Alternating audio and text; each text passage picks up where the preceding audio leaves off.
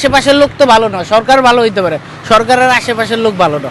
আমি এখনো যাইনি, আমি করিম সব জায়গায় দিচ্ছে, একটা ওই যে আপনার কালবেলা আপনার দেখাচ্ছে যে কোথায় কোথায় তেল দিচ্ছে, তো সেই সুবাদে দেখলাম যে এখানে মানে লম্বা সিরিয়াল, এই জন্য এখানে চলে আসছি।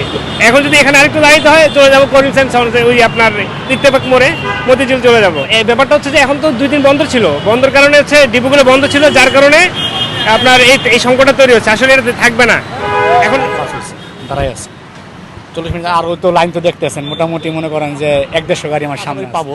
তেল না থাকলে তারা ওখান থেকে সিগন্যাল দিত, অবশ্য তেল দিতেছে, তারপর বাকি ডাল্লা ভরসা, দেখি কি হয়।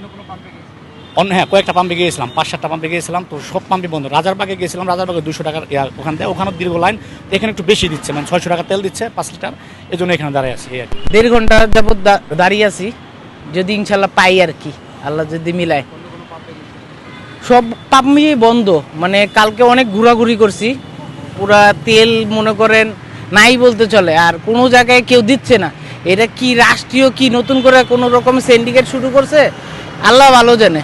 মানে এদের ব্যাপারে তো বইলা লাভ নেই, বইলা নর্মাল পাবলিক কি বলবো, হোপলেস নর্মাল পাবলিক।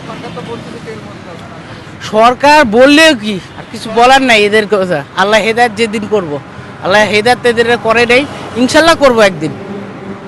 বলবেন ভাই, কত সময় ধরে অপেক্ষা করছেন? ঘন্টা যাবত ভাইয়া, তো 4টা পাম্পে গিয়েছি, এখন তো কোনোটা পাইনি। আর এখানে শাহবাগ মোড়ের থেকে সিম দিয়েছি, অলরেডি প্রায় 40 মিনিট চলে সিরিয়ালে, এখনও ওখানে যেতে যেতে আরও 30 মিনিট লাগবে আশা করা যায়। বাকিটা পাম্পে ঘোরায় গেলে বোঝা যাবে যে পাবো। তো একটাই, বিশ্বযুদ্ধের বাড়ি বহির্বিশ্বে যে যুদ্ধটার কারণেই কারণ। এখন এইটা কার বিষয়টা বলছি না, তবে সরকার একটা দিকে ভালো করছে যে তেলের দামটা বাড়ায় নাই। যদি তেলের দামটা বাড়ানো হতো তাহলে দেশে অরাজকতা আরও বেশি সৃষ্টি হতো। বিষয়টা কি এমন যে তেলের দাম বাড়বে বলে আমরা সবাই অতিরিক্ত তেল নিতে আসছি?